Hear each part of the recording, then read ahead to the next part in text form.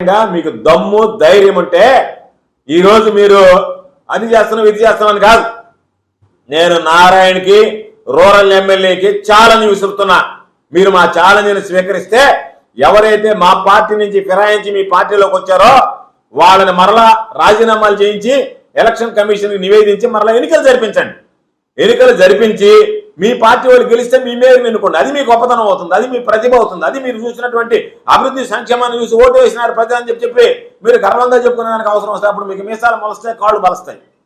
ఏమీ లేకుండా లేనటువంటివి చూసి ఆహా మేము అని చెప్పి తొడలు కొట్టి ఈరోజు మిమ్మల్ని చూసి జనాలు నవ్వుకుంటున్నారు. ఏందిరా వీళ్ళు ఇంత జోకర్ లాగా తయారైపోయారని అనుకుంటున్నారు తప్ప అదేమంటే వాడు చేతులు ఎత్తేసారు, వీళ్ళు చేతులు ఎత్తేసారు. చేతులు ఎత్తేది ఏంది?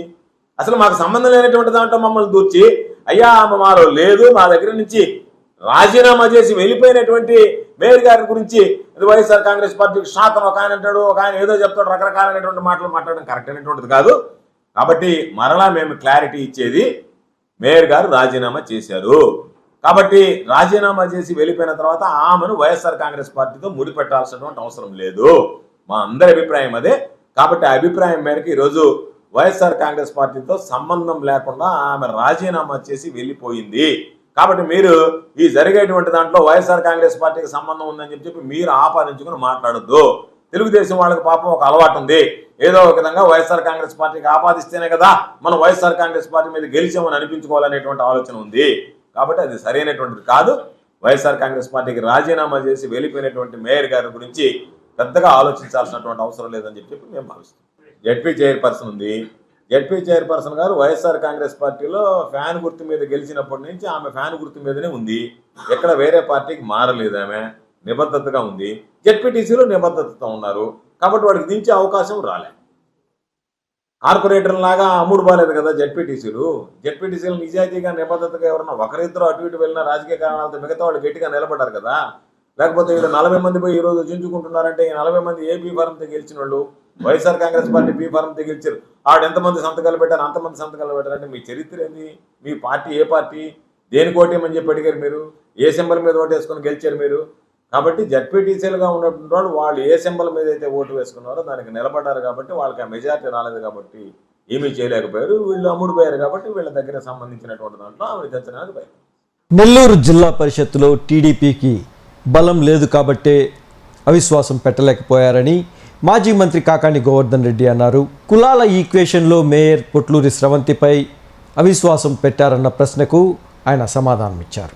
ఈ సందర్భంగా ఆయన మాట్లాడుతూ జిల్లా పరిషత్తులో ఫ్యాను గుర్తుపై గెలిచిన జడ్పీటీసీలందరూ వైసీపీ వైపు ఉన్నారు కాబట్టే టీడీపీ అవిశ్వాసానికి పూనుకోలేదని ఆయన స్పష్టత ఇచ్చారు.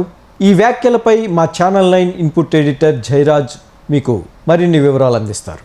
నెల్లూరు నగర మేయర్ పొట్లూరి స్రవంతికి వైసీపీ మద్దతు విషయం ఇప్పుడే వైసీపీ శ్రేణులు ప్రకటించాయి.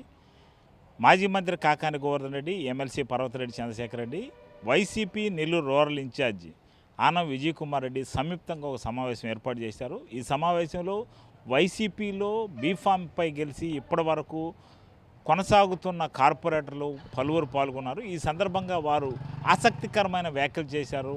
ఆ ఆసక్తికరమైన వ్యాఖ్యలు సారాంశం ఏంటంటే ప్రస్తుతం నెల్లూరు నగర కార్పొరేషన్లో పోటీ చేసిన వారంతా, నెల్లూరు నగర కార్పొరేషన్లో టీడీపీ వైపు ఉన్న వారంతా వైసీపీ నుంచి గెలిచిన వారే. వైసీపీ నుంచి రాజీనామా చేసి వైసీపీ బీఫామ్ మీద గెలిచిన వారు రాజీనామా చేసి టీడీపీ బీఫామ్ మీద గెలిచి ఈ పోటీల్లో నిర్వహించుకోవాలన్నారు. ఒక గిరిజన మహిళను అన్యాయంగా, అక్రమంగా, దారుణంగా ఆమెపై కక్ష సాధింపు చర్యలకు పాల్పడుతున్నారు నెల్లూరు రూరల్ ఎమ్మెల్యే కోటమిరెడ్డి సీతారెడ్డి, అదేవిధంగా మంత్రి పొంగూరు నారాయణ ఇద్దరు కలిసి అని చెప్పి వారు అంటున్నారు. దీంతో పాటు ఆసక్తికరమైన వ్యాఖ్యలు చేశారు. ఇక్కడ ఈ ఆసక్తికరమైన వ్యాఖ్యల పరిణామం ఏంటంటే ప్రస్తుతం ఇక్కడ అదే నగర కార్పొరేషన్ మేయర్పై అవిశ్వాసం పెట్టారు. అదేవిధంగా జిల్లా పరిషత్ చైర్మన్పై ఎందుకు అవిశ్వాసం టీడీపీ పెట్టలేదన్న మీడియా అడిగిన ప్రశ్నకు కాకాని సమాధానం చెప్తూ వాళ్ళకి జిల్లా పరిషత్తులో బలం లేదు కాబట్టి వాళ్ళు అవిశ్వాసం పెట్టలేకపోయారు. బలం ఉంటే అవిశ్వాసం పెట్టేవాళ్ళేను. జిల్లా పరిషత్తులో మేము గెలిచాం, మా బీఫామ్స్ మీద గెలిచాం, మేమే గెలుస్తాం. జిల్లా పరిషత్తులో ఇప్పటికే మాకు బలం ఉంది కాబట్టి మేము ప్రస్తుతం జిల్లా పరిషత్లో కొనసాగుతున్నాం, మా చైర్మనే కొనసాగుతుందని ప్రకటించారు.